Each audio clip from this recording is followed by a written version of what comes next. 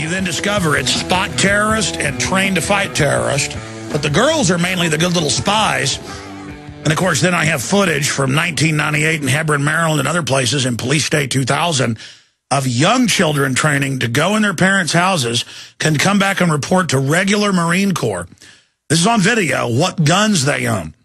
And since then, we've seen drills in Arcadia, Iowa, you name it, that literally have mind control in them. The article says they're training with the local gun shop owner with the 670-something residents to go door to door looking for guns they're going to pre-hide in a drill for civil emergency and, you know, for domestic operations. Then they have the drill. I talk badly of it.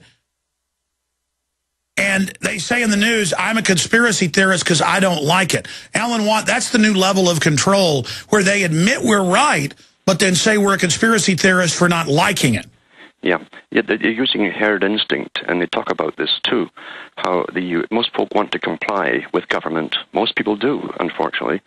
And it's for those who comply, whatever you do that's against government is therefore bad, naturally.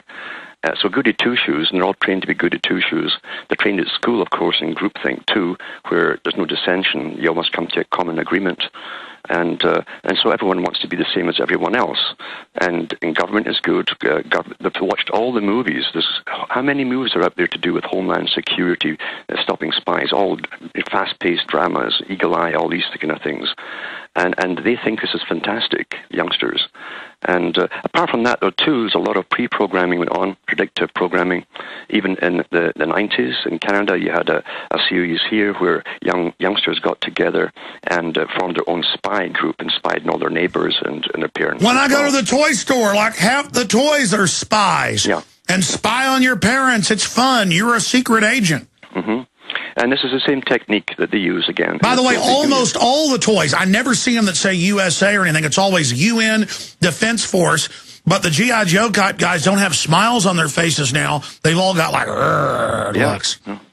Well, Plato said it. He said that if something works in a generation, whatever formula works to make the culture go one way, as long as you know the formula, you can reintroduce it down the road. It will always work again. This is the same techniques the Soviets used with the Young Communist League, where parents daren't say anything in front of their children wearing their communist uniforms. Same in the Nazi system. Parents were terrified when their children joined the Hitler Youth, and they were told to spy on their parents and turn them in. It will always work with children, and they know this at the top. You know, they're the masters of war. They've been doing this for centuries. So it's a very dangerous time for everyone. I mean, I've had parents, you probably had it too, who've called me and they've actually said that they're afraid of their child.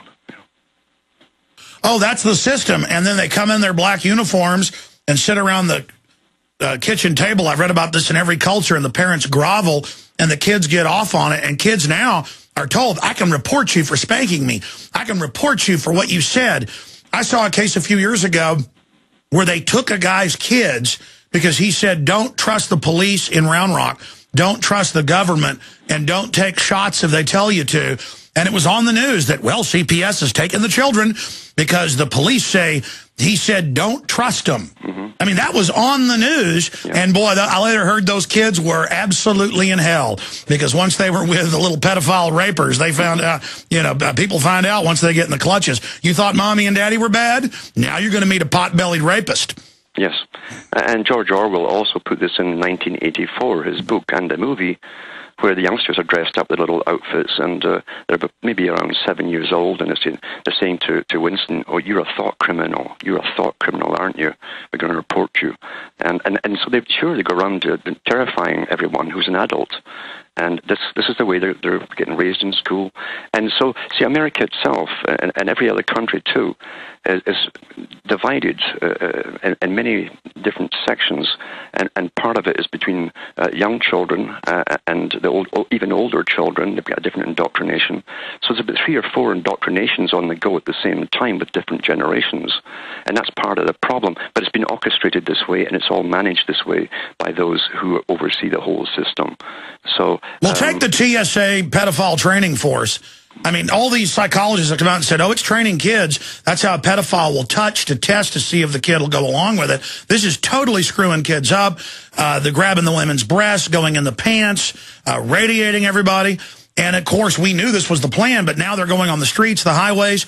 It's clearly a program to train us. We have absolutely no rights, and the state's going to put their hands on us. And now the cops take the blood. That's training them for medicalization. I remember a decade ago they couldn't get the cops to carry out forced inoculation. So they said, we'll get them to do other medical stuff first to create that. So now they're going to be medical enforcement officers.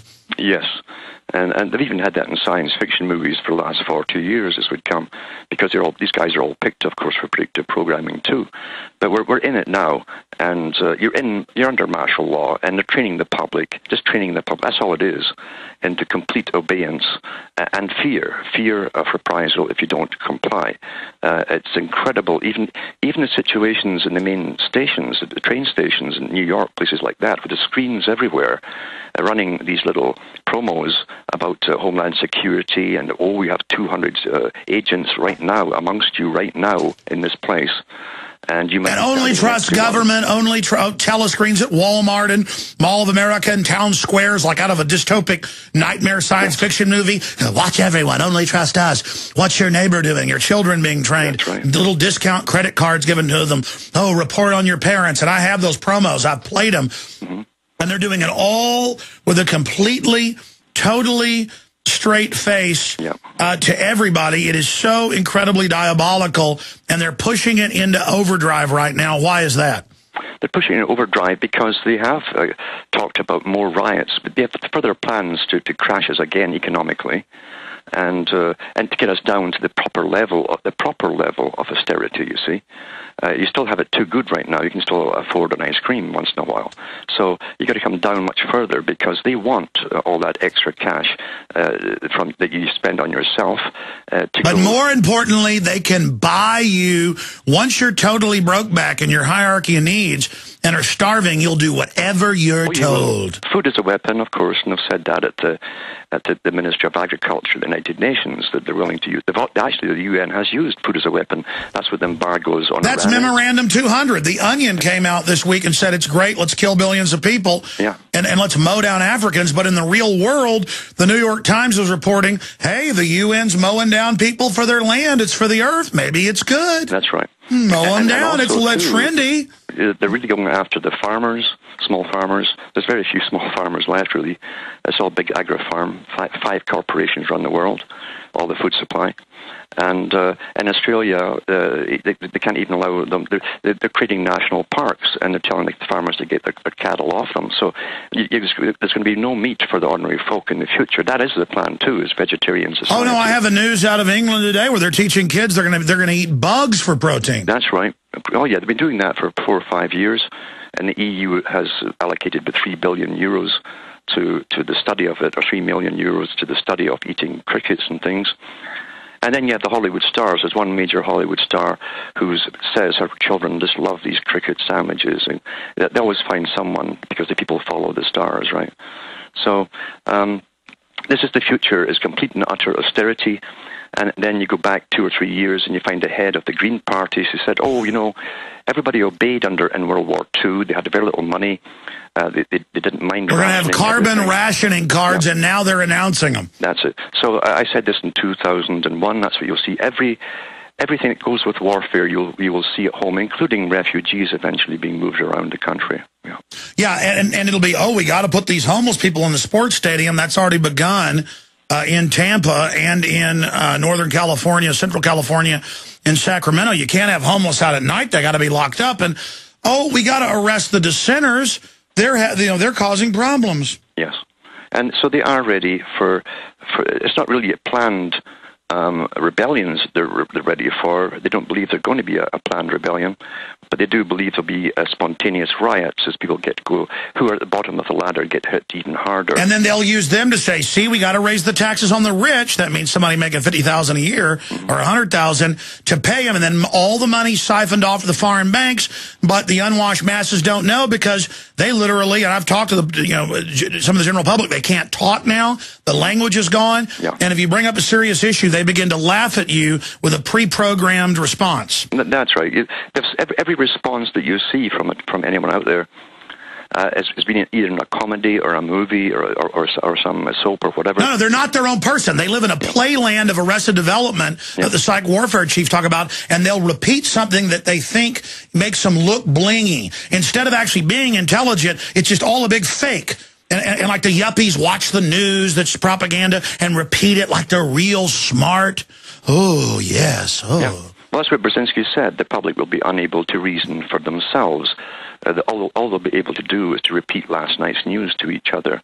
And that was in the 70s he said that. So we're here. We've been here for a while. And men try to impress each other on talk radio about how upset they get for their team. And they just sit around like men 5,000 years ago would talk about defending their village with the same concern, against marauders. It's just like, yeah, man, I tell you, we got to have the Giants win, or I don't know what I'll do. Meanwhile, their kids being fed GMO, they're going to be sterile. They're going to get cancer at age 17, probably. Total death, and the numbers are increasing. We're being murdered. And you talk to that man, they'll look at you and just laugh because you're not manly. You're not manly, Alan Watt. You don't know how to stand around and go, ooh, football, ooh, yeah. while poison's put in our water and food. I mean, you're just not a man. That's it. That's it. They're all conditioned. But they will obey government. They will obey government.